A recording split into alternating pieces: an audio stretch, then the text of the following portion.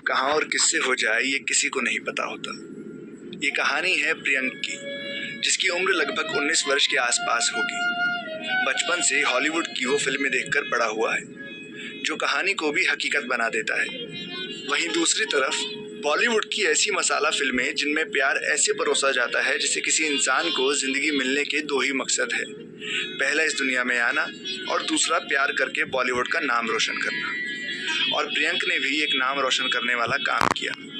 प्रियंक ने भी प्यार किया, पर ऐसा प्यार जो दुनिया के रीति रिवाजों और समाज के दायरे से बिल्कुल परे था। प्रियंक जिस उम्र में था वहाँ बचपन पीछे छूटता और जवानी हाथ थाम कर जिंदगी के नए रंग दिखाने को बेताब होती है। आज प्रियंक के मन में अजीब सी हलचल थी। उसे ऐसा लग रहा था कि उसे रिमझिम से प्यार हो गया है, जिससे वो रोज झगड़ता है, परेशान करता है और कभी कभी अपने दिल की सारी बातें कह डालता है। कभी उससे गले लगाकर घंटों उसके साथ चुपचाप खड़ा रहता। अब आप इसे प्यार कहो या दोस्ती का रिश्ता, रिमझिम भी प्रियंक को चुपचाप घंटों खड़े होकर सुनती। और जब प्रियंक उसे गले लगाकर खड़ा होता तो वो अपने घुंघराले बालों को लहराकर अपनी खुशी का एहसास प्रियंक को करवा देती। जब कभी प्रियंक उसे परेशान करता तो वो किसी पतझड़ में पेड़ से झड़ते पत्तों की तरह रोने लगती थी। कभी प्रियंक उसको गुस्से में कुछ कह भी देता तो दोनों में बहुत जल्दी सुलह हो जाती थी। उन दोनों में प्यार गहरा होता जा रहा था, पर दोनों में से इस बात की खबर किसी को नहीं थी कि वे दोनों प्यार में हैं। लेकिन इस कहानी में एक विलन भी था, जिसे उन दोनों की ये दोस्ती और प्यार रह रह कर खटक रहा था। और खटकता भी क्यों ना, आखिर रिमझिम बहुत खूबसूरत और घुंघराले बालों वाली लड़की थी, जिसे अपनी सुंदरता का घमंड था, पर सिर्फ उनके लिए जो उसकी खुशी में खुश नहीं थे।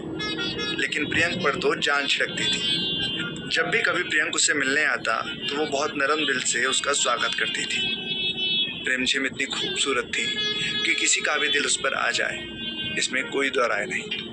दोनों साथ में इतना अच्छा वक्त बिता रहे थे कि उस तीसरे इंसान विलेन को बिल्कुल भी अच्छा नहीं लग रहा था। उसने रिमझिम और प्रियंक की शिकायत उसके मम्मी पापा को बोल दी। मम्मी पापा दूसरे ही दिन इतने गुस्से में आ गए। तब प्रियंक रिमझिम के पीठ से टेक लगाए बैठा था और अपने हाथ पीछे करके रिमझिम के हाथों को पकड़े हुए था। और रिमझिम का हाथ प्रियंक के हाथों से ऐसे खिंचा जिसे कोई पेड़ को जमीन से अलग कर रहा हो। और जैसे जैसे ये सब हो रहा था, दोनों को वो बात समझ में आ रही थी जो आज तक ना तो प्रियंक और ना रिमझिम दोनों में से कोई समझ सका, कि वो हकीकत में एक दूसरे से बहुत प्यार करते हैं। और दोनों के मन में बस यही चल रहा था। ये प्यार और गहरा होता गया जैसे जैसे हम लोगों पर पहरा होता गया। प्रियंक ने रिमझिम का हाथ छुड़ाते हुए बोला, अंकल और आंटी, मैं जानता हूँ अभी मैं छोटा हूँ और अभी तो कॉलेज लाइफ शुरू ही की है, पर आप दोनों से वादा करता हूँ कि मैं उम्र भर इसके साथ रहूँगा और इसको हर खतरे से लड़ना सिखाऊंगा। बस आप हम दोनों को अलग मत कीजिए, मैं बहुत ख्याल रखूँगा। रोज़ सुबह उठते ही इसके आसपास आ जाया करूँगा और शाम होते ही अपने घर चला जाऊँगा। बस आप प्लीज़ हम दोनों को अभी अलग मत कीजिए। मैं जानता हूँ अगर मैं नहीं रहा तो ये खिलखिलाना छोड़ देगी और ना ही मदमस्त हवाओं के साथ झूमेगी। सुबह तो होगी हर रात की, पर शायद आज के बाद से इसकी सुबह न होगी। ये सूरज की पहली किरण के साथ ना उठेगी और ना ही हर रोज की तरह निस्वार्थ होकर लोगों की सेवा करेगी। प्रियंक की ये बात सुनकर तो उनकी आंखों में पानी आ गया। बोले, बेटा, अगर तुम्हारे जैसा प्यार हर कोई करे तो ये दुनिया न जाने कितनी खूबसूरत हो जाए। अच्छा, हम तुम्हारी बात मान लेते हैं और ये लो कुछ पैसे। शायद तुम्हारे दोस्त को चोट आ गई है, तुम इसका ध्यान रखना, ये घाव भर जाएंगे। हो सके तो हमें माफ़ करना और जो पैसे दिए हैं उससे तुम अपने और दोस्त बनाना और इस दुनिया को प्यार और दोस्ती के ऐसे ही रंगों से भर देना।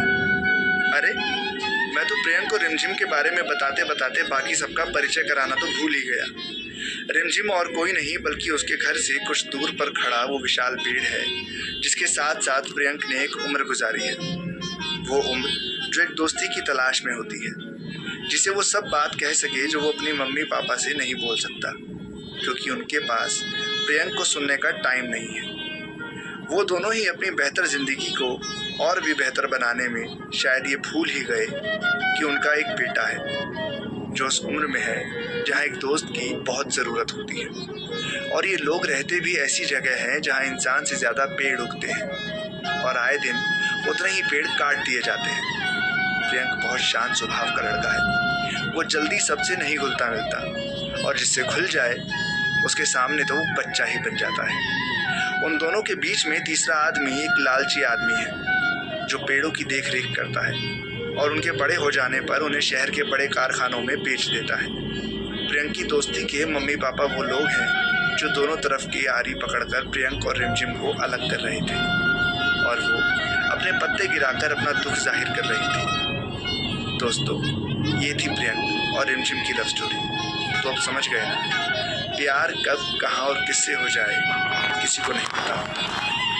प्रियंक ने कॉलेज की पढ़ाई खत्म होते ही एग्रीकल्चर में एडमिशन लिया और आगे जाकर फॉरेस्ट गार्ड बन गया और अब उसका हंसता खेलता हरा भरा एक परिवार है जिससे वो कभी दूर नहीं जाना चाहता।